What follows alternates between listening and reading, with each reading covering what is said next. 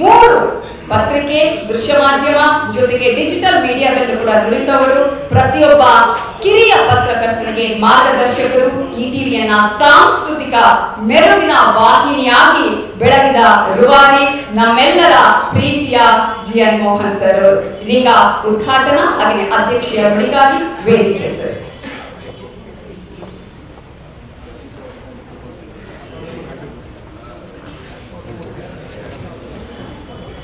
ಆತ್ಮೀಯ, ನನ್ನ ಕೆಲಸ ತುಂಬ ಸುಲಭದ್ದು ಅಂತ ನಾನು ಅಂದ್ಕೊಂಡಿದ್ದೆ. ಯಾಕೆ ಅಂತಂದರೆ ನಾನು ಯಾವತ್ತೂ ಕೂಡ ಅಧ್ಯಕ್ಷ ಸ್ಥಾನವನ್ನು ವಹಿಸಿರಲಿಲ್ಲ. ಹಾಗಾಗಿ ತುಂಬ ಖುಷಿಯಾಗಿದ್ದೆ. ಏನಂತಂದರೆ ಏನು ಹಬ್ಬ ಅಂದರೆ ಎಲ್ಲರೂ ಮಾತಾಡಿರ್ತಾರೆ. ಮತ್ತು KWJನವರೆಲ್ಲ ವೇದಿಕೆಗೆ ನುಗ್ಗಿ ಅವರಿಗೆ ಸನ್ಮಾನ ಮಾಡಿ ಇಡೀ ವೇದಿಕೆ ದಿಕ್ಕಾಪಾಲಾಗಿ ಹೋಗಿ ಆ ನಂತರದಲ್ಲಿ ಇವರು ಏನೋ ಪಾಪ ಕರೆದಿದ್ದೀವಲ್ಲ 2 ನಿಮಿಷ ಮಾತಾಡಿಬಿಡ್ಲಿ ಅಂತ ಬಿಡ್ತಾರೆ ಅಂತ 2 ನಿಮಿಷ ಮಾತಾಡಿದರೆ ಸಾಕು ಅಂತ ಖುಷಿಯಾಗಿರಬೇಕಾದ್ರೆ ನನ್ನನ್ನು ಮಾತನಾಡಿದ್ರು ಕರೆದು ಮಾನ್ಯತೆ ಕೊಟ್ಟಿದ್ದಕ್ಕೆ ಈ ವೇದಿಕೆಗೆ ಮತ್ತು ಮದನಗೌಡರಿಗೆ ನಾನು ತುಂಬ ಕೃತಜ್ಞತೆಯನ್ನು ಸಲ್ಲಿಸ್ತೇನೆ. ತುಂಬ ಕಷ್ಟದ ಕೆಲಸ ಏನಂತಂದರೆ ಹೇಗೆ ಇವರಿಬ್ಬರನ್ನ ಬಣ್ಣಿಸೋದು ಅನ್ನೋದೇ ತುಂಬ ಕಷ್ಟದ ಕೆಲಸ. ಒಬ್ಬ ತೂಕದ ವ್ಯಕ್ತಿತ್ವವನ್ನು ಬಣ್ಣಿಸೋದೇ ಕಷ್ಟ ಅನ್ನಬೇಕಾದ್ರೆ ಇಬ್ಬರನ್ನೂ ಜೊತೆಯಾಗಿ ಕೂಡಿಸಿ ಇಬ್ಬರಿಗೂ ಸನ್ಮಾನ ಮಾಡಿ ಇಬ್ಬರನ್ನೂ ಕೂಡ ಅವರ ಬಗ್ಗೆ ನಮಗೆ ಇರುವಂತಹ ಮೆಚ್ಚುಗೆಯ ಆಳ ಏನಿದೆ ಅದನ್ನು ಹೇಗೆ ನಿಮ್ಮ ಮುಂದೆ ಪ್ರೆಸೆಂಟ್ ಮಾಡೋದು ಅನ್ನೋದೇ ತುಂಬ ದೊಡ್ಡ ಸವಾಲಿನ ಕೆಲಸ. ಅಷ್ಟು ದೈತ್ಯ ವ್ಯಕ್ತಿತ್ವ ಇವರಿಬ್ಬರದು ಕೂಡ. ಆಗಲೇ ಮಾತಾಡ್ತಾ ಕುಟ್ಟಪ್ಪ ಅವರು ಹೇಳಿದರು ಏನಂತಂದರೆ ಇವರಿಬ್ಬರಿಗೂ ಕೂಡ ತಾಯಿ ಹೃದಯ ಇದೆ ಅಂತೇಳಿ. ನನಗನ್ನಿಸುತ್ತೆ ಏನಂತಂದರೆ ಬಹುಶಃ ಭಾರತದ ಯಾವುದೇ ಭಾಗದಲ್ಲಿ ನೀವು ನೋಡೋಕ್ಕೆ ಸಾಧ್ಯವೇ ಇಲ್ಲದಂತಹ ಒಂದು ಅಪರೂಪದ ದೃಶ್ಯ ಇದು. ಏನಂತಂದರೆ ಯಾರು ತಮಗೆ ಏನು ಬೇಕು ಅಂತ ಹಕ್ಕೊತ್ತಾಯವನ್ನು ಯಾವಾಗಲೂ ಮಂಡಿಸ್ತಿರ್ತಾರೆ ಅವರು ಮತ್ತು ಆ ಹಕ್ಕೊತ್ತಾಯವನ್ನು ದಾರಿ ಮಾಡಿಕೊಟ್ಟು ಸರ್ಕಾರಕ್ಕೆ ಮನವರಿಕೆ ಮಾಡಿಕೊಟ್ಟು ಈಡೇರಿಸಬೇಕಾದವರು ಇಬ್ಬರು ಅಕ್ಕಪಕ್ಕ ಕುಳಿತಿದ್ದಾರೆ. ಬಹುಶಃ ಇದು ಇಡೀ ಇಂಡಿಯಾದಲ್ಲಿ ಎಲ್ಲೂ ಕಾಣಲಿಕ್ಕೆ ಸಾಧ್ಯ ಇಲ್ಲ. ಯಾಕೆ ಅಂತಂದರೆ ಎಲ್ಲರಿಗೂ ಗೊತ್ತಿದೆ ಏನಂತಂದರೆ ಒಂದು ಪತ್ರಕರ್ತರ ಸಂಘಟನೆ ಅಥವಾ ಒಂದು ಸಂಘಟನೆ, ಒಂದು ಕಾರ್ಮಿಕ ಸಂಘಟನೆ ಅಂತಂದರೆ ಅದು ಫ್ರೀಡಮ್ ಪಾರ್ಕಲ್ಲಿರುತ್ತೆ, ಸರ್ಕಾರ ಇಲ್ಲಿರುತ್ತೆ. ಅಂಥದ್ರಲ್ಲಿ ಅಕ್ಕಪಕ್ಕ ಕೂತ್ಕೊಂಡು ಮತ್ತು ಇದು ಮೊದಲ ಸಲ ಅಲ್ಲ, ನಾನೇ ಇವ್ರ ಜೊತೆಗೆ ವೇದಿಕೆಯನ್ನು ಒಂದು 5 ಸಲನಾದರೂ ಇಬ್ಬರ ಜೊತೆಗೆ ಹಂಚ್ಕೊಂಡಿದ್ದೀನಿ. ಅದಲ್ಲದೆ ಇವರು ನಡೆಸಿರುವಂತಹ ಈ ಕರ್ನಾಟಕ ಪ್ರವಾಸ ಇದೆಯಲ್ಲ, ಆ ಕರ್ನಾಟಕ ಪ್ರವಾಸವನ್ನು ನೋಡಿಬಿಟ್ರೆ ನನಗೆ ಆಶ್ಚರ್ಯ ಆಗ್ತದೆ. ಬಹುಶಃ ಇದು ಇತಿಹಾಸದಲ್ಲಿ ದಾಖಲಾಗಬೇಕು. ಏನಂತಂದರೆ ಕೇಳುವವರು ಈಡೇರಿಸುವವರು ಇಬ್ಬರೂ ಕೂಡ ಒಂದು ಮಾಧ್ಯಮ ರಂಗವನ್ನು ಬಲಿಷ್ಠವಾಗಿ ಕಟ್ಟಬೇಕು ಅಂತ ಮನಸ್ಸು ಮಾಡಿ ಕೂತ್ಕೊಳ್ತಾರಲ್ಲ, ಸುತ್ತುತ್ತಾರಲ್ಲ ಕರ್ನಾಟಕವನ್ನು, ಅದು ತುಂಬ ದೊಡ್ಡದು ಅಂತ ನಾನು ಅಂದ್ಕೊಳ್ತೇನೆ. ನನಗೆ ಆಗಲೇ ಹೇಳಿದಾಗೆ ಒಂದು ನನಗನ್ನಿಸಿದ್ದೇನೆಂತಂದರೆ ಈ ಇಬ್ಬರು ಕೂಡ ತಾಯಿಯ ಹೃದಯ ಅಂತ ಹೇಳಿದ್ವಿ. ಎಲ್ಲರಿಗೂ ಕೂಡ ತುಂಬ ಇರೋದೇನಂತಂದರೆ ತಾಯಿಯ ನೆನಪು, ತಾಯಿಯ ಪ್ರೀತಿ. ಇವರಿಬ್ಬರಿಗೂ ಕೂಡ ಅದಿಲ್ಲದೆ ಹೋಗಿದ್ದಿದ್ರೆ ಇದು ಹೇಗೆ ಸಾಧ್ಯ ಆಗ್ತಾ ಇತ್ತು?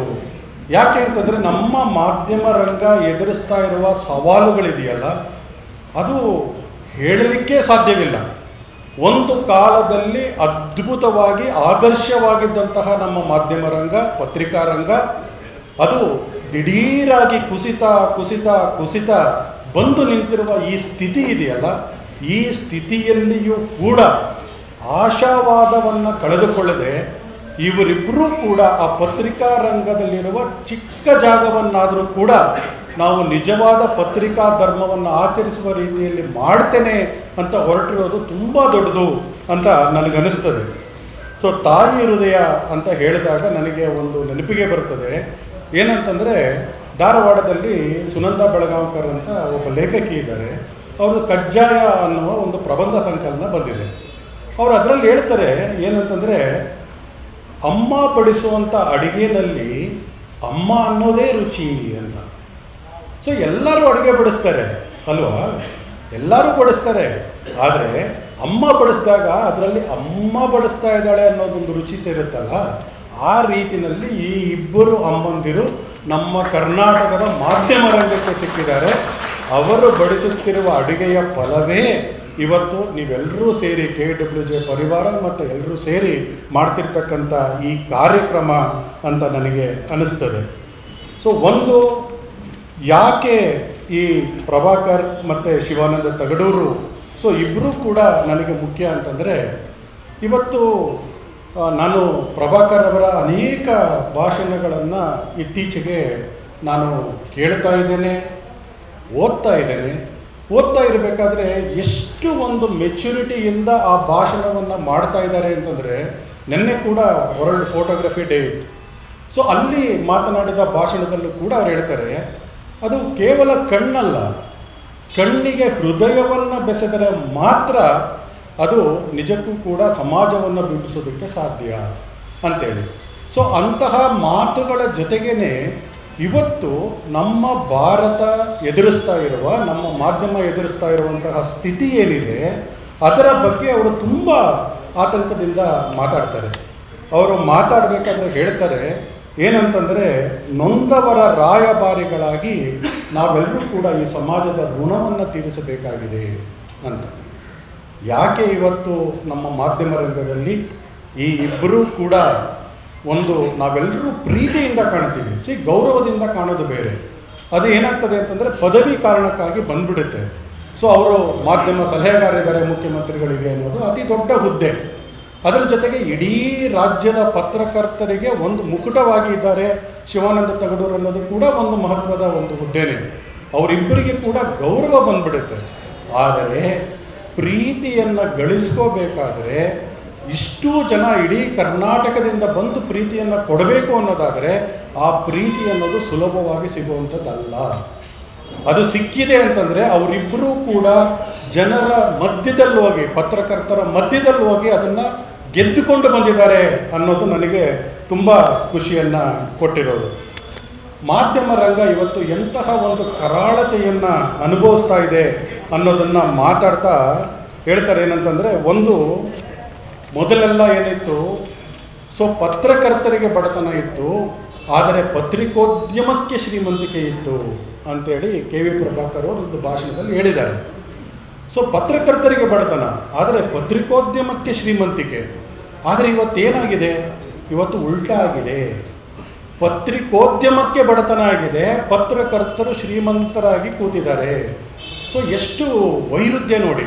ಮತ್ತು ಹೇಳ್ತಾರೆ, ಗಾಂಧಿಯವರು ಪತ್ರಿಕೆಯನ್ನು ಮಾಡಿದಾಗ, ಅಂಬೇಡ್ಕರ್ ಅವರು ಪತ್ರಿಕೋದ್ಯಮವನ್ನು ಮಾಡಿದಾಗ ಜನರು ಪತ್ರಕರ್ತರು ಬಡವರಾಗಿದ್ದರು ಅನ್ನುವ ಕಾರಣಕ್ಕೇ ಸೊ ಇಡೀ ಭಾರತದ ಸಮೂಹ ಅವರ ಜೊತೆ ನಿಂತ್ಕೊಂಡು ಆ ಪತ್ರಿಕೋದ್ಯಮ ಮುಂದುವರಿಯೋದಕ್ಕೆ ಕಾರಣ ಆಯಿತು ಅಂಥೇಳಿ. ಸೊ ಅಂದರೆ ನನಗೆ ಆಶ್ಚರ್ಯ ಆಗೋದೇನಂತಂದರೆ, ಒಬ್ಬ ಮುಖ್ಯಮಂತ್ರಿಗಳ ಮಾಧ್ಯಮ ಸಲಹೆಗಾರರು ಅವರು ದಂತಗೋಪುರದಲ್ಲಿ ಕುಳಿತಿಲ್ಲ ಅನ್ನೋದೇ ಇಲ್ಲಿ ಮುಖ್ಯ. ಸೊ ಯಾಕೆ ಅಂತಂದರೆ, ಯಾವುದೇ ಒಂದು ರಂಗದಲ್ಲಿ ಅಧಿಕಾರಕ್ಕೆ ಪಕ್ಕದಲ್ಲೇ ಇದ್ದರೆ ಪ್ರತಿದಿನ ಕೇವಲ ಮುಖ್ಯಮಂತ್ರಿಗಳನ್ನು ಮಾತ್ರ ಅಲ್ಲ, ಎಲ್ಲ ಇಡೀ ಸಂಪುಟವನ್ನು, ಸಚಿವ ಸಂಪುಟವನ್ನು ನೋಡ್ತಾ ಇರುವಂತಹ ಒಬ್ಬ ವ್ಯಕ್ತಿ ಸೊ ಹೇಗೆ ಇರ್ತಾರೆ ಅನ್ನುವ ಉದಾಹರಣೆಗಳನ್ನು ನಾವು ಕಂಡುಬಿಟ್ಟಿದ್ದೇವೆ. ಅಷ್ಟೇ ಅಲ್ಲ, ಮಾಧ್ಯಮ ಸಲಹೆಗಾರರ ದಂಡುಗಳನ್ನು ನಾವು ಅನೇಕ ದಶಕಗಳಿಂದ ನೋಡ್ಕೊಂಡು ಬಂದಿದ್ದೇವೆ. ಆದರೆ KV ಪ್ರಭಾಕರ್ ಅವರು ಅಲ್ಲಿಗೆ ಬಂದ ಮೇಲೆ ಅವರು ಅದನ್ನು ಜನರ ಕುರ್ಚಿಯಾಗಿ ಬದಲಾಯಿಸಿದರು. ಇಡೀ ಮಾಧ್ಯಮದ ಪ್ರತಿಯೊಬ್ಬ ಪತ್ರಕರ್ತನೂ ಕೂಡ ಯಾವತ್ತು ಬೇಕಾದರೂ KV ಪ್ರಭಾಕರ್ ಅವರನ್ನು ಸಂಪರ್ಕಿಸಬಹುದು, ಅವರು ತಮ್ಮ ಮನವಿಗಳನ್ನು ಸಲ್ಲಿಸಬಹುದು. ಮತ್ತು ಅಷ್ಟೇ ಅಲ್ಲ, ಅಗತ್ಯವಿದ್ದಲ್ಲಿ ಮುಖ್ಯಮಂತ್ರಿಗಳನ್ನು ಕೂಡ ಭೇಟಿ ಮಾಡಬಹುದು ಅನ್ನುವ ಒಂದು ತೆರೆದ ಬಾಗಿಲನ್ನು ಸೃಷ್ಟಿ ಮಾಡಿಕೊಟ್ಟವರು KV ಪ್ರಭಾಕರ್. ಸೊ ಇದು ಬಹುಶಃ ಯಾವತ್ತೂ ಕೂಡ ಆಗಿರಲಿಲ್ಲ. ಮತ್ತು ನನಗೆ ತುಂಬ ಖುಷಿಯ ವಿಚಾರ ಏನಂತಂದರೆ, ಇವರ ಮೊದಲ ಅವಧಿಯಲ್ಲಿ ಇವರು ಮಾಧ್ಯಮದ ಸಮನ್ವಯಕಾರರಾಗಿದ್ದಂತಹ ಸಮಯದಲ್ಲಿ ನಾನು ನ್ಯೂಸ್ 18ನ ಪ್ರಧಾನ ಸಂಪಾದಕ ಆಗಿದ್ದೆ. ಸೊ ಅಲ್ಲಿಂದ ಇವರ ಇದು ಕೆಲಸಗಳನ್ನು ನಾನು ನೋಡಿಕೊಂಡು ಬಂದಿದ್ದೇನೆ. ಅದಕ್ಕೆ ಮುಂಚೆಯಿಂದಲೂ ಕೂಡ ನಾನು ನೋಡಿಕೊಂಡು ಬಂದ ರೀತಿ ಇದೆಯಲ್ಲ, ಸೊ ಅವರನ್ನು ಒಂದು ರೀತಿ ಅಂದರೆ ಕೋಲಾರದಲ್ಲಿ ಮನೆ ಮನೆಗೆ ಪತ್ರಿಕೆ ಹಂಚ್ತಾ ಇದ್ದಂತಹ ಒಬ್ಬ ಹುಡುಗ ಇವತ್ತು ವಿಧಾನಸೌಧದ ಒಂದು ಮುಖ್ಯ ಸ್ಥಾನದಲ್ಲಿ ಕೂತ್ಕೊಳ್ತಾರೆ ಅನ್ನೋದು ಎರಡು ಕಾರಣಗಳಿಗೆ ಮುಖ್ಯ. ಒಂದು, ಅದು ನಮ್ಮ ಸಂವಿಧಾನದ ಶಕ್ತಿಯನ್ನು ತೋರಿಸ್ತದೆ. ಸಂವಿಧಾನ ಎಷ್ಟು ಗಟ್ಟಿಯಾಗಿದೆ ಅನ್ನೋದಕ್ಕೆ ಕೆ ವಿ ಪ್ರಭಾಕರ್ ಅವರ ಒಂದು ಉದಾಹರಣೆ. ಆದರೆ ಒಂದು ಛಲ, ಒಂದು ಗುರಿ, ಅದನ್ನು ಮುಟ್ಟಬೇಕು ಅನ್ನುವಂತಹ ಒಂದು ಕಣ್ಣೋಟ ಇದ್ದರೆ ಅವಾಗ ಒಬ್ಬ ಕೆ ವಿ ಪ್ರಭಾಕರ್ ಸೃಷ್ಟಿಯಾಗ್ತಾರೆ. ಸೊ ಈ ಕಾರಣಕ್ಕಾಗಿ ನನಗೆ ಈ ಎಲ್ಲವೂ ಕೂಡ ಖುಷಿಯಾಗೋದು. ಇವರಿಬ್ಬರೂ ಕೂಡ ಒಂದೇ ದೇಹ ಆದರೆ ಎರಡು ತಲೆ. ಅಂದರೆ ಉದಾಹರಣೆ ನಾನು ಏನು ಕೊಡ್ತೀನಿ ಅಂತ ನಿಮಗೆ ಗೊತ್ತು, ಅವರು ಗಂಡ ಬೇರುಂಡ. ಸೊ ಹಾಗಾಗಿ ಗಂಡ ಬೇರುಂಡದ ಥರದಲ್ಲೇ ನೀವು ಅವ್ರನ್ನೂ ಮಾತಾಡಿಸಿ, ಇವ್ರನ್ನೂ ಮಾತಾಡಿಸಿ, ಮತ್ತು ಅವರ ವ್ಯಕ್ತಿತ್ವವನ್ನು ಚೆಕ್ ಮಾಡಿ, ಇವರ ವ್ಯಕ್ತಿತ್ವವನ್ನು ಚೆಕ್ ಮಾಡಿ, ಮತ್ತು ಯಾವಾಗಲೂ ಕೂಡ there are one phone call both are available. ಮತ್ತು ಅಷ್ಟೇ ಅಲ್ಲ, ಅವ್ರು ಪಾಪ ಚೆನ್ನಾಗಿ ಹೇಳಿದ್ರು, ಇವತ್ತು ಶೂಸ್ ಹಾಕ್ಕೊಂಬಂದಿದ್ದಾರೆ ಅಂತೇಳಿ.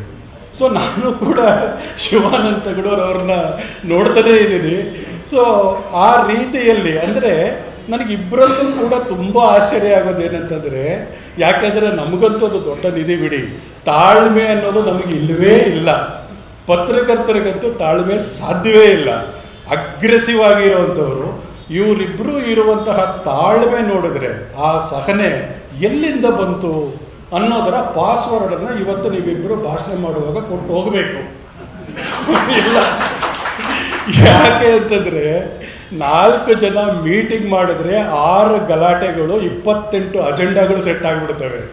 ಅಂಥದ್ರಲ್ಲಿ ಎಲ್ಲರನ್ನೂ ಸಂಭಾಳಿಸ್ಕೊಂಡು ಮಲ್ಟಿ ಟಾಸ್ಕಿಂಗ್ ಮಾಡಿಕೊಂಡು ಕುಟುಂಬವನ್ನು ನೋಡ್ತಾ, ಕೆಲಸದ ಒತ್ತಡವನ್ನು ನೋಡ್ತಾ, ನೀವಿಬ್ಬರೂ ಕೂಡ ತೋರಿಸ್ತಾ ಇರುವ ಈ ಪತ್ರಿಕೋದ್ಯಮದ ಕಾಳಜಿ ಇದೆಯಲ್ಲ, ಅದು ನನಗೆ ತುಂಬ ತುಂಬ ಖುಷಿಯಾಗಿರೋದು. ಪ್ರಭಾಕರ್ ಅವರು ಈ ಮುಖ್ಯಮಂತ್ರಿಗಳ ಸಲಹೆಗಾರರಾದಮೇಲೆ, ಮಾಧ್ಯಮ ಸಲಹೆಗಾರರಾದಮೇಲೆ ಹೋಗಿದ್ದು ಎಲ್ಲಿಗೆ? ಯಾಕೆಂದರೆ ನಾವೆಲ್ಲ ಪತ್ರಕರ್ತರಲ್ವ. ಸೊ ಯಾವಾಗಲೂ ಕೂಡ ನ್ಯೂಸ್ ಬೇಸ್ಡ್ ನ್ಯೂಸೇ ನಮಗಿಷ್ಟ. ಸೊ ಏನು ಮಾಡ್ತಾರೆ ಆಮೇಲೆ ನೇಮಕ ಆಯ್ತು, ಏನು ಮಾಡ್ತಾರೆ ಅಂತಂದರೆ, ಇವರು ಹೋಗಿದ್ದು ಕೋಲಾರದ ಶಾಲೆಗೆ ಹೋಗಿ ಅವ್ರು ಎಲ್ಲಿ ಪ್ರೈಮರಿ ಮಿಡ್ಲ್ ಸ್ಕೂಲ್ ಕಲ್ತಿದ್ರ ಆ ಕುರ್ಚಿ, ಆ ಒಂದು ಟೇಬಲ್ನಲ್ಲಿ ಕೂತು, ಡೆಸ್ಕ್ನಲ್ಲಿ ಕೂತು ಬಂದಿದ್ದಾರೆ. ಆಯಿತಾ? ಸೊ ನನಗೆ ಹೇಳೋದೇನೆಂದರೆ, ಯಾವ ವ್ಯಕ್ತಿಗೆ ನೆನಪುಗಳಿರುತ್ತೆ ಆ ವ್ಯಕ್ತಿಗೆ ಕೃತಜ್ಞತೆ ಅನ್ನೋದು ಇರುತ್ತೆ. ನೆನಪುಗಳು ಇದ್ದರೆ ಕೃತಜ್ಞತೆ ಇರುತ್ತೆ. ನಾವೆಲ್ಲರೂ ಕೂಡ ನೆನಪುಗಳನ್ನು ಬುಲ್ಡೋಸ್ ಮಾಡ್ಕೊಂಡು ಬಿಟ್ರೆ ಅವಾಗ ಏನಾಗುತ್ತೆ, ನಮಗೆ ಕೃತಜ್ಞತೆ ಅನ್ನೋದೇ ಇರೋದಿಲ್ಲ. ವಾಪಸ್ಸು ಕೊಡಬೇಕು. ನನ್ನ ಶಾಲೆಗೆ, ನನ್ನ ಶಾಲೆಯಲ್ಲಿದ್ದ ನನ್ನ ಡೆಸ್ಕನ್ನು ನೋಡಬೇಕು, ಆ ಕೊಠಡಿಯನ್ನು ನೋಡಬೇಕು. ಅಷ್ಟೇ ಅಲ್ಲ, ಅಲ್ಲಿದ್ದಂಥ ಎಲ್ಲ ಪ್ರಾಧ್ಯಾಪಕರನ್ನು ಮಾತಾಡಿಸ್ಕೊಂಡು ಬರಬೇಕು ಅಂತ ಹೋಗಿ ಆ ಶಾಲೆಗೆ ಬೇಕಾದ ಎಲ್ಲವನ್ನೂ ಕೂಡ ಕೊಡುವ ಕೆಲಸ ಮಾಡಬೇಕು ಅಂತ ಒಂದು ಮನಸ್ಸಿದೆಯಲ್ಲ, ಆ ಮನಸ್ಸು ಶಾಲೆಗೆ ಮಾತ್ರ ಕೊಡೋದಿಲ್ಲ.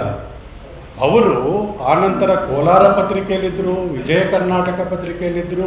ಅಂದರೆ ಮುಖ್ಯ ವಾಹಿನಿಯ ಮಾಧ್ಯಮಗಳಲ್ಲಿದ್ದರಲ್ಲ, ಆ ಮುಖ್ಯ ವಾಹಿನಿಯ ಮಾಧ್ಯಮಕ್ಕೂ ಕೂಡ ನಿಮಗೆ ಗೊತ್ತಿಲ್ಲದೆ ಅಸಂಖ್ಯವಾದಂಥದ್ದನ್ನು ಕೊಡ್ತಾ ಇದ್ದಾರೆ ಅನ್ನೋದನ್ನು ಇದು ತೋರಿಸುತ್ತೆ. ರವೀಂದ್ರನಾಥ ಟ್ಯಾಗೋರ್ ಅವರ ಒಂದು ಕವಿತೆ ಇದೆ. ಆ ಕವಿತೆ ಏನು ಹೇಳುತ್ತೆ ಅಂತಂದರೆ, ಇಡೀ ಒಂದು ಲೋಕ ಕತ್ತಲಾಗಿರುತ್ತಂತೆ, ಕಡುಕತ್ತಲು. ಎಲ್ಲರಿಗೂ ಭಯ, ಅಯ್ಯೋ ಕತ್ಲಾಯಿತು ಕತ್ಲಾಯಿತು ಕತ್ಲಾಯಿತು ಅಂತ. ಆವಾಗ ಒಂದು ಹಣತೆ, ಪುಟ್ಟ ಹಣತೆ ಹೇಳುತ್ತಂತೆ, ಹೆದರಬೇಡಿ ನಾನಿದ್ದೀನಿ ಅಂತ ಹೇಳುತ್ತಂತೆ. ಸೊ ನಮ್ಮ ಒಂದು ಅದೃಷ್ಟ ನೋಡಿ, ಹೆದರಬೇಡಿ ನಾನಿದ್ದೀನಿ ಅಂತ ಹೇಳೋದಕ್ಕೆ 2 ದೀಪಗಳಿದೆ, 2 ಹಣತೆಗಳಿದೆ. ಸೊ ನನಗನ್ನಿಸುತ್ತೆ, ಯಾಕೆಂದರೆ ನಾನು ಬೇರೆ ರಾಜ್ಯಗಳ ಪತ್ರಿಕೋದ್ಯಮದ ಪರಿಸ್ಥಿತಿಯನ್ನು ಕೂಡ ನೋಡಿದ್ದೀನಿ, ಪಿ ಸಾಯಿನಾಥ್ ಅವ್ರ ಜೊತೆಗೆ ಸಾಕಷ್ಟು ಸುತ್ತಿದ್ದೀನಿ. ಸೊ ಹಾಗಾಗಿ ಎಲ್ಲ ಕಡೆಯೂ ನೋಡಬೇಕಾದ್ರೆ ಇಲ್ಲಿ ನಮಗೆ 2 ಬೆಳಕಿನ ಹಣತೆಗಳು ಸಿಕ್ಕಿದೆಯಲ್ಲ ಮಾಧ್ಯಮಕ್ಕೆ. ಹಾಗಾಗಿ ಮಾಧ್ಯಮ ರಂಗ ಮತ್ತು ಆ ಕಾರಣದಿಂದಾಗಿ ನೀವೆಲ್ಲರೂ ಸೇರ್ತಿರಲ್ಲ, ಒಟ್ಟುಗೂಡ್ತಿರಲ್ಲ. ಸೊ ಇವು ಏನಾಗುತ್ತೆ ಅಂತಂದರೆ, ನಮ್ಮ ಮಾಧ್ಯಮ ರಂಗದ ಇವತ್ತಿನ ಬಗ್ಗೆ ಮಾತ್ರ ಇವರು ಆಲೋಚನೆ ಮಾಡ್ತಾ ಇದ್ದಾರೆ ಅಂತ ಅಂದ್ಕೊಂಡ್ರೆ ಅದು ತಪ್ಪು. ಅವರು ಮಾಡ್ತಾ ಇರೋದು ನಾಳೆಗೆ ಒಳ್ಳೆಯ ಪತ್ರಿಕೋದ್ಯಮವನ್ನು ಕೊಡೋಣ, ನಾಳೆ ಮಾಧ್ಯಮ ಸರಿ ಇರಲಿ, ಇವತ್ತಿನ ಮಾಧ್ಯಮವನ್ನು ಸರಿ ಮಾಡೋಣ, ಸರಿ ದಾರಿನಲ್ಲಿ ತಗೊಂಡೋಗೋ ಥರದಲ್ಲಿ ಮಾಡೋಣ. ಅಷ್ಟೇ ಅಲ್ಲ, ನಾಳೆಗೆ ಒಂದು ಮಾದರಿಯನ್ನು ಬಿಟ್ಟು ಹೋಗೋಣ ಅಂತೇಳಿ. ಅಂದರೆ ಮಾಧ್ಯಮ ಅನ್ನೋದು ನಮಗೆಲ್ರಿಗೂ ಗೊತ್ತಿದೆ, ಕಾರ್ಪೊರೇಟೀಕರಣಗೊಂಡಿದೆ, TRPಗಳ ಅಬ್ಬರದಲ್ಲಿದೆ. ನಮ್ಮಲ್ಲೇ ಮೊದಲು ಅನ್ನುವಂತಹ ಒಂದು ದೊಡ್ಡದಾದಂತಹ ಕಂಠಶೋಷಣೆ ನಡೆಯುತ್ತೆ. ಇಷ್ಟೆಲ್ಲ ಆದರೂ ಕೂಡ ಇದರ ಮಧ್ಯದಲ್ಲಿ ನಿಜಕ್ಕೂ ಕೂಡ ಜನಪರವಾದಂತಹ ಜನತೆಯನ್ನು ಬಿಂಬಿಸುವಂತಹ ಒಂದು ಮಿನಿ ಬೆಳಕನ್ನು ಇನ್ನೂ ಜೀವಂತವಾಗಿಟ್ಟಿದ್ರೆ ಈ ಇಬ್ಬರ ಕಾರಣದಿಂದಾಗಿ ಅನ್ನೋದು ನನಗೆ ಖಂಡಿತವಾಗಲೂ ಕೂಡ ಗೊತ್ತಿದೆ. ಸೊ ಈ ಎಲ್ಲದರ ಮಧ್ಯದಲ್ಲಿ ಕೆ ವಿ ಪ್ರಭಾಕರ್ ಅವರು ಮತ್ತು ನಮ್ಮ ಶಿವಾನಂದ ತಗಡೂರವರು ಇಬ್ಬರೂ ಕೂಡ ಹಂಚ್ತಾ ಇರುವಂತಹ ಈ ಬೆಳಕು ನಾಳೆ ಎಲ್ಲ ಕಡೆಗೂ ಹಬ್ಬಬೇಕು. ಅದು ನಮ್ಮೆಲ್ಲರಿಗೂ ಕೂಡ ಒಂದು ರೀತಿಯಲ್ಲಿ ಒಂದು ಪ್ರೀತಿಯ ದೀಪ ಆಗಿ ನಾವು ಅಂಗೈಲಿಡ್ಕೊಂಡು ಮುಂದೆ ಹೋಗಬೇಕು ಅಂತ ನನಗನ್ನಿಸ್ತದೆ. ನಾನು ಪ್ರಭಾಕರ್ ಅವ್ರಿಗೆ ಈಗ ಹೇಳ್ತಿದ್ದೆ, ಬಹುರೂಪಿ ನಾವು ಮಾಡ್ತಾ ಇದ್ದೀವಿ. ನಿಮ್ಮೆಲ್ಲ ಭಾಷಣಗಳನ್ನು ನೋಡಿದೆ, ನಾನು ಓದಿದೆ. ನಿಮ್ಮ ಭಾಷಣಗಳದ್ದೇ ಒಂದು ಪುಸ್ತಕ ಮಾಡೋಣ ಅಂತೇಳಿ. ಮತ್ತು ಸದ್ಯದಲ್ಲೇ ಈಗ ಪ್ರೆಸ್ ಡೇ ಬರ್ತಾ ಇದೆ, ವಿಶ್ವ ಪತ್ರಿಕಾ ದಿನ ಬರ್ತಾ ಇದೆ. ಆ ಪತ್ರಿಕಾ ದಿನ ನಿಮ್ಮ ಪುಸ್ತಕ ಬಿಡುಗಡೆ ಮಾಡೋಣ ಅಂತ ಹೇಳಿದೆ. ಬಹುಶಃ ಅದನ್ನು ಮಾಡಿದರೆ ಹೇಗೆ ಶಿವಾನಂದ ತಗಡೂರವರ 2 ಅತ್ಯಮೂಲ್ಯವಾದ ಪುಸ್ತಕಗಳಿದೆ. ಒಂದು ಕೋವಿಡ್ ಕಥೆಗಳು ನಿಮಗೆ ಗೊತ್ತಿದೆ, ಎರಡನೇದು ಅಮೃತ ಬೀಜ. ಏನು ಪತ್ರಕರ್ತರ ಒಂದು ಧಾರಣ ಸ್ಥಿತಿಯ ಬಗ್ಗೆ ಮತ್ತು ಹಿರಿಯ ಪತ್ರಕರ್ತರ ಬಗ್ಗೆ 2 ಪುಸ್ತಕಗಳು ಹೇಗೆ ನಮಗೆ ಒಂದು ರೀತಿ ಮಾದರಿಯಾಗಿ ಬೆಳಕಾಗಿ ನಮ್ಮ ಮುಂದಿದೆ. ಆ ಸಾಲಿನಲ್ಲಿ ಕೆ ವಿ ಪ್ರಭಾಕರ್ ಅವರ ಪುಸ್ತಕವೂ ಸೇರಿಕೊಳ್ಬೇಕು ಅನ್ನೋದು ನನ್ನ ಆಶಯ. ಶಿವಾನಂದ ತಗಡೂರವರಂತೂ ನಿಮ್ಮೆಲ್ಲರಿಗೂ ಕೂಡ ಗೊತ್ತಿದೆ, ಅವರೇ ಒಬ್ಬ ಬಹುರೂಪಿ. ಯಾಕೆ ಅಂತಂದರೆ ಪತ್ರಕರ್ತರ ಪಾತ್ರನ ನಾವು ನೋಡಿದ್ದು ಆಮೇಲೆ. ನಾವು ನೋಡಿದ್ದು ಮೊದಲು ಹಾಸನದ ಬೀದಿಗಳಲ್ಲಿ ಪ್ರತಿಯೊಂದು ಜನಪರ ಹೋರಾಟದ ಭಾಗವಾಗಿ ಇದ್ದವರು ಶಿವಾನಂದ ತಗಡೂರವರು. ಅಲ್ಲಿಯ ಬಾಗೂರು ನವಿಲೆ ಸುರಂಗದ ಹೋರಾಟ ಏನಿದೆ ಅದಕ್ಕೆ ನೇತೃತ್ವ ಕೊಟ್ಟಿದ್ದವರು ಶಿವಾನಂದ ತಗಡೂರವರು. ಮತ್ತು ಅಷ್ಟೇ ಅಲ್ಲ, ಒಂದು ಮುಖ್ಯವಾದಂತಹ ಒಂದು ಮಾತನ್ನು ಹೇಳಬೇಕು ಏನಂತಂದರೆ, ನಾವೆಲ್ಲರೂ ಕೂಡ ಇವಾಗ ದೊಡ್ಡದಾಗಿ ಸಂಭ್ರಮಿಸ್ತಾ ಇದ್ದೀವಿ, ಬೂಕರ್ ಪ್ರಶಸ್ತಿ ಬಂತು ಬಾನು ಮುಷ್ತಾಕ್ ಅವರಿಗೆ ಅಂತ. ಆದರೆ ನೆನಪಿರಲಿ, ಬಾನು ಮುಷ್ತಾಕ್ ಅವರನ್ನು ತಮ್ಮ ಧರ್ಮದಿಂದ ಆಚೆ ಹಾಕಬೇಕು ಅಂತೇಳಿ ಫತ್ವಾ ಹೊರಡಿಸಿ ಅವರ ಮನೆಗೆ ಈವನ್ ನೀರಿನ ಕನೆಕ್ಷನನ್ನು ಕಟ್ ಮಾಡೋದಕ್ಕೆ ಹೊರಟಿದ್ದಂಥ ಸಂದರ್ಭದಲ್ಲಿ ಮೊದಲು ಮುಂದೆ ಬಂದು ನಿಂತವರು ಅವರ ಪರವಾಗಿ ಶಿವಾನಂದ ತಗಡೂರು. ಆ ಕಾರಣದಿಂದಾಗೇ ಎಲ್ಲರಿಗೂ ಕೂಡ ಒಂದು ಕ್ವಶನ್ ಮಾರ್ಕ್ ಇತ್ತು, ಅದು ಹೇಗೆ ಬೂಕರ್ ಪ್ರಶಸ್ತಿ ತಗೊಂಡಿದ ತಕ್ಷಣ ಸೀದಾ KWJ ಪ್ರೋಗ್ರಾಮಿಗೆ ಬಂದುಬಿಟ್ರು. ಎಲ್ಲರೂ ಕೇಳಿದ್ದಾರೆ, ಯಾವ ಸಾಹಿತ್ಯದ ಪ್ರೋಗ್ರಾಮ್ಗೆ ಹೋಗಿಲ್ಲ, ಯಾವ ಇದಕ್ಕೂ ಇಲ್ಲ, ಡೈರೆಕ್ಟಾಗಿ ಅವರು ಏರ್ಪೋರ್ಟಿಂದ ಇಲ್ಲಿಗೆ ಬಂದು ಇದೇ ಗಾಂಧಿ ಭವನದಲ್ಲಿ ಮೇಲ್ಗಡೆ ಮೊದಲನೆಯ ಪ್ರೋಗ್ರಾಮ್ ಅವ್ರದ್ದು KWJಯ ಕಿಕ್ಕಿರಿದ ಕಾರ್ಯಕ್ರಮ. ಹೇಗೆ ಅನ್ನೋದಕ್ಕೆ ಉತ್ತರ ಇದೇನೆ. ಏನಂತಂದರೆ, ಬಾನು ಮುಷ್ತಾಕ್ ಅವರು ತತ್ತರಿಸಿ ಹೋಗಿದ್ದಾಗ, ನೊಂದಿದ್ದಾಗ ಅವರಿಗೆ ಸಾಂತ್ವನ ಕೊಟ್ಟವರು ಮಾತ್ರ ಅಲ್ಲ, ಅದನ್ನು ಬಗೆಹರಿಸಲಿಕ್ಕೆ ಆ ಫತ್ವಾವನ್ನು ಹಿಂದೆ ತೆಗೆದುಕೊಳ್ಳಲಿಕ್ಕೆ ಸತತವಾಗಿ ಹೋರಾಡಿದ್ದು ಶಿವಾನಂದ ತಗಡೂರು. ಬಹುಶಃ ಇದೇ ಹೇಳುತ್ತೆ ಏನವರು ಅಂತೇಳಿ. ಅದರ ಜೊತೆಗೆ ನನಗೆ ಇನ್ನೊಂದು ಸ್ವಲ್ಪ ಪ್ರೀತಿ ಅವ್ರ ಬಗ್ಗೆ ಯಾಕೆ ಜಾಸ್ತಿ ಅಂತಂದರೆ, ಅವರು ರಂಗಭೂಮಿಯ ನಟರು. ಸುಮಾರು ಜನಕ್ಕೆ ಅದು ಗೊತ್ತಿಲ್ಲ, ಅವರು ರಂಗಭೂಮಿನಲ್ಲಿ ಹಾಸನದ ರಂಗಭೂಮಿ ಇವತ್ತಿಗೂ ಕೂಡ ನೆನಪಿನಲ್ಲಿಟ್ಟುಕೊಳ್ಳುವಂತಹ ಕೆಲಸವನ್ನು ಅವರು ಮಾಡಿದ್ದಾರೆ. ಮತ್ತು ಅಷ್ಟೇ ಅಲ್ಲ, ಇತ್ತೀಚೆಗೆ ಕೂಡ ಅವರು ಹಾಸನದಲ್ಲಿ ಅವರು ಇಲ್ಲಿಗೆ ಬಂದ ಮೇಲೂ ಕೂಡ ಸತತವಾಗಿ ರಂಗ ಕಾರ್ಯಕ್ರಮಗಳನ್ನು ನಡೆಸ್ಕೊಂಡೇ ಬರ್ತಾ ಇದ್ದಾರೆ. ಅಂತಹ ಒಂದು ಸಂದರ್ಭದಲ್ಲಿ ನನ್ನ ಮತ್ತು ಅವರ ಒಂದು ಒಡನಾಟ ತುಂಬ ಗಟ್ಟಿಯಾಗಿದ್ದು. ಯಾಕೆ ಅಂತಂದರೆ, ಅವರು ನಿಮಗೆಲ್ರಿಗೂ ಗೊತ್ತಿರುವ ಹಾಗೆ ಈ ಕೋವಿಡ್ ಕಥೆಗಳನ್ನು ಮಾಡಿದ ಕಾರಣಕ್ಕೆ ಅವ್ರು ಹೇಳ್ತಾರೆ, ಇದು ಕಥೆಯಲ್ಲ ಕಟು ವಾಸ್ತವ ಅಂಥೇಳಿ. ಅಂದರೆ ಯಾವುದನ್ನು ಕಟು ವಾಸ್ತವ ಆಗಿಬಿಟ್ಟಿತ್ತ, ಯಾವ ಮನೆಗಳಲ್ಲಿ ಪತ್ರಕರ್ತರ ಮನೆಗಳಲ್ಲಿ ಸಾವು ಅನ್ನೋದು ಕಂಗೆಡಿಸಿಬಿಟ್ಟಿತ್ತ ಪ್ರತಿಯೊಬ್ಬರನ್ನ. ಅಂತಹ ಸಂದರ್ಭದಲ್ಲಿ ಕಟು ವಾಸ್ತವದ ಪರಿಸ್ಥಿತಿಯಲ್ಲಿ ಅವರು ಪ್ರತಿ ಮನೆಗೆ ಹೋಗಿದ್ದಾರೆ. ಕೋವಿಡ್ಗೆ ಒಳಗಾದಂತಹ ಪತ್ರಕರ್ತರ ಮನೆಗಳಿಗೆ, ಅವರ ಕುಟುಂಬದಲ್ಲಿ ಸಾವನ್ನಪ್ಪಿದ್ದರೆ ಅವರ ಮನೆಯವರಿಗೆ ಧನ ಸಹಾಯವನ್ನು ಕೊಟ್ಟಿದ್ದಾರೆ. ಎಲ್ಲಿ ಬದುಕಿದಾರೋ ಅವರನ್ನು ಆಚೆ ಪತ್ತೆ ಕೆಲಸ ಮಾಡೋ ಹಾಗೆ ಮಾಡಿದ್ದಾರೆ. ಇದರ ಮೂಲಕ ಇದು ಕಟು ವಾಸ್ತವವೋ ಇದು ಕಥೆಯೋ ಅನ್ನೋ ಥರದಲ್ಲಿ ಮತ್ತೆ ಡೌಟ್ ಬರೋ ಹಾಗೆ ಅಷ್ಟು ದೊಡ್ಡದಾದಂತಹ ಕೆಲಸವನ್ನು ಶಿವಾನಂದ ತಗಡೂರವರು ಮಾಡಿದ್ದಾರೆ. ಅಮೃತ ಬೀಜ, ನಾನು 1-2 ಮಾತೇಳಿ ಮುಗಿಸ್ತೇನೆ. ಇವತ್ತು ದೇವರಾಜ ಅರಸು ಅವರ ಹುಟ್ಟುಹಬ್ಬದ ದಿನ. ಇವತ್ತು ಕಲ್ಲೇ ಶಿವೋತ್ತಮರಾಯರಿಗೆ ದೇವರಾಜ ಅರಸು ಪ್ರಶಸ್ತಿಯನ್ನು ಇವತ್ತು ಮುಖ್ಯಮಂತ್ರಿಗಳು ಪ್ರದಾನ ಮಾಡಿದ್ದಾರೆ ಈಗ ಬೆಳಗ್ಗೆ. ಆದರೆ ಕಲ್ಲೆ ಶಿವೋತ್ತಮರಾಯರು ಸಂಪೂರ್ಣವಾಗಿ ಅವರು ಮರೆವಿಗೆ ಸಂದು ಹೋಗಿದ್ದಾರೆ ಅನ್ನುವಂತಹ ಒಂದು ಕಾಲಘಟ್ಟದಲ್ಲಿ ಶಿವಾನಂತಗೌಡರವರು ಯೋಚನೆ ಮಾಡಿದ್ರು, ನಮ್ಮಲ್ಲಿ ಏನು ಭಾರತದ ಸ್ವಾತಂತ್ರ್ಯದ ಅಮೃತ ಮಹೋತ್ಸವ ಅಂತ ಕರೆ ಕೊಟ್ಟಾಗ ಇವರು ಎಲ್ಲೂ ಕೂಡ ಹೋಗಿ ನಾವು ತಟ್ಟೆಗಳನ್ನು ಹಿಡ್ಕೊಂಡು ಬಡ್ಕೊಂಡು ಸ್ವಾತಂತ್ರ್ಯೋತ್ಸವವನ್ನು ಆಚರಿಸಲಿಲ್ಲ, ಅಮೃತ ಮಹೋತ್ಸವವನ್ನು. ಇವ್ರು ಹೇಳಿದರು 75 ತುಂಬಿದ ಹಿರಿಯ ಪತ್ರಕರ್ತರು ಯಾರಿದ್ದಾರೆ ಅವರ ಮನೆ ಅಂಗಳಕ್ಕೆ ಹೋಗೋಣ, ಅವರ ಮನೆ ಅಂಗಳಕ್ಕೆ ಹೋಗಿ ಅವರನ್ನು ಅಲ್ಲಿಯೇ ಸನ್ಮಾನ ಮಾಡೋದರ ಮೂಲಕ ಆಚರಿಸೋಣ ಅಂತ. ಹಾಗೆ ಅವರು ಮೊದಲು ಗುರುತಿಸಿದ್ದು ಕಲ್ಲೆ ಶಿವೋತ್ತಮರಾಯರನ್ನು. ಕಲ್ಲೆ ಶಿವೋತ್ತಮರಾಯರಿಗೆ ಆಗ 92 ವರ್ಷ ವಯಸ್ಸು. ಅಂತಹ ಸಂದರ್ಭದಲ್ಲಿ ಅವರ ಮನೆಗೆ ಹೋಗಿ ಅವರನ್ನು ಸನ್ಮಾನಿಸಿ ಇಡೀ ಅಭಿಯಾನವನ್ನು ಸುಮಾರು ಒಂದು 70 ಜನರನ್ನು ಈಗಾಗಲೇ ಅವರು ಸನ್ಮಾನಿಸಿದರು. ಹಾಗಾದರೆ 70 ಮನೆಗಳಲ್ಲಿ ಸನ್ಮಾನ ಮಾಡಿದ್ರೆ ಏನು ಬಂತು ಅಂತ ಕೇಳ್ಬೋದು.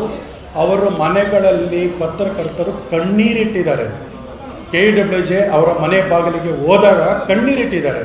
ಯಾಕೆ ಕಣ್ಣೀರಿಟ್ಟಿದ್ದಾರೆ ಅಂತಂದರೆ ಅವ್ರು ಹೇಳ್ತಿದ್ರು, ನಾವು ಪತ್ರಕರ್ತರಿಗೆ ನಮಗೆ ಬೆಳಗೂ ಇಲ್ಲ ಸಂಜೆಯೂ ಇಲ್ಲ, ಮನೆಯನ್ನಂತೂ ಗಮನಿಸುವ ಹಾಗೆ ಇರಲಿಲ್ಲ. ನಿವೃತ್ತರಾದ ಬಳಿಕ ನಮ್ಮ ಇಡೀ ಮನೆ ನಮ್ಮನ್ನು ತಾತ್ಸಾರದಿಂದ ನೋಡ್ತಿತ್ತು. ಯಾಕೆಂದರೆ ನಾವು ಏನು ಕೊಡುಗೆ ಕೊಟ್ಟಿದ್ದೀವಿ ಅನ್ನೋದು ಅವ್ರಿಗೆ ಗೊತ್ತಾಗ್ತಿರ್ಲಿಲ್ಲ. ನೀವು ಬಂದು ನನ್ನನ್ನು ಮನೆಯಲ್ಲಿ ಸನ್ಮಾನ ಮಾಡಿದಾಗ, ಇಷ್ಟು ದೊಡ್ಡ ರೀತಿಯಲ್ಲಿ ನನ್ನ ಬಗ್ಗೆ ಮಾತನಾಡಿದಾಗ ಅವರಿಗೆ ಗೊತ್ತಾಯಿತು ನಾನೂ ಏನೋ ಸಾಧನೆ ಮಾಡಿದ್ದೀನಿ ಅಂತೇಳಿ ಎಷ್ಟೋ ಪತ್ರಕರ್ತರಿಗೆ ಇನ್ನಷ್ಟು ಜೀವ ಆ ಕಾಲದಲ್ಲಿ ಬಂದಿದೆ. ಸೊ ಈ ರೀತಿಯ ಒಂದು ಮನಸ್ಸು ತಟ್ಟುವ ಅಂತಃಕರಣವನ್ನು ಇಟ್ಕೊಂಡಿರುವಂತಹ ಶಿವಾನಂತಗೌಡರು, ಸೊ ಅವರ ಇಡೀ ಬಳಗವನ್ನು ಜೊತೆಗೆ ಕಟ್ಟಿಕೊಂಡು ಇಲ್ಲಿರ್ತಕ್ಕಂಥ ಎಲ್ಲರೂ ಕೂಡ ಅವರ ಪದಾಧಿಕಾರಿಗಳು ಪ್ರತಿಯೊಬ್ಬರನ್ನೂ ಕೂಡ ನಾನು ಹತ್ತಿರದಿಂದ ಕಂಡಿದ್ದೇನೆ. ಎಲ್ಲರೂ ಕೂಡ ನನ್ನ ಆತ್ಮೀಯರು. ಸೊ ಇಷ್ಟೆಲ್ಲ ಮಾಡಿ ನಾನು ಒಂದು ಮಾತನ್ನು ಹೇಳಿ ಮುಗಿಸ್ತೇನೆ.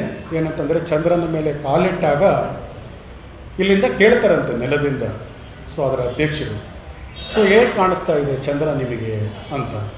ಆಗ ಆ ಗಗನಯಾತ್ರಿ ಹೇಳ್ತಾನೆ ಚಂದ್ರನಲ್ಲಿ ನಿಂತು, ನನ್ನದೊಂದು ಪುಟ್ಟ ಹೆಜ್ಜೆ ಮನುಕುಲಕ್ಕೆ ದೊಡ್ಡ ಹೆಜ್ಜೆ ಅಂತೇಳಿ. ನನ್ನದೊಂದು ಪುಟ್ಟ ಹೆಜ್ಜೆ ಮನುಕುಲಕ್ಕೆ ದೊಡ್ಡ ಹೆಜ್ಜೆ ಅಂತೇಳಿ. ನೋಡಿ, ನಾವೆಷ್ಟು ಪುಣ್ಯವಂತರು ಅಂತಂದರೆ ನಮಗೆ 2 ದೊಡ್ಡ ಹೆಜ್ಜೆಗಳು ಸಿಕ್ಕಿದೆ. ಇವರು ಇಟ್ಟಿರೋದು ಪುಟ್ಟ ಹೆಜ್ಜೆ ಅಂತ ಅವ್ರು ಅಂದ್ಕೊಂಡಿದ್ದಾರೆ, ಆದರೆ ಇಡೀ ಪತ್ರಿಕೋದ್ಯಮಕ್ಕೆ ಅದು ದೊಡ್ಡದಾದ ಹೆಜ್ಜೆಯಾಗಿ ಮೂಡಿದೆ. ಆ ರೀತಿಯ 2 ಜೋಡಿ ಹೆಜ್ಜೆಗಳು ನಮ್ಮ ಜೊತೆ ಇದೆ. ಅವರನ್ನು ಸನ್ಮಾನಿಸಬೇಕು ಅಂತ ನೀವೆಲ್ಲ ಮನಸ್ಸು ಮಾಡಿದ್ದಕ್ಕೆ ನನಗೂ ಹೃದಯ ತುಂಬಿ ಬಂದಿದೆ. ವಂದನೆಗಳು.